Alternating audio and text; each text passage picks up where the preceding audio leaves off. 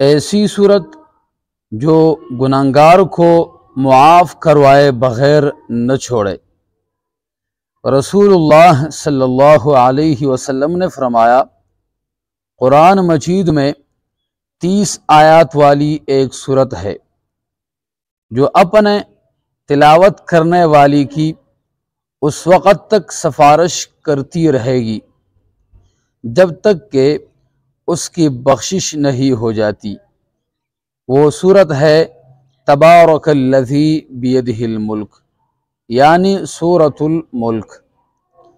سنن ابن ماجہ حدیث نمبر 3786، جامع ترمذی حدیث نمبر 2891۔ اللہ تبارک و تعالی ہم سب کو اس حدیث پر عمل کرنے کی توفیق عطا فرمائے۔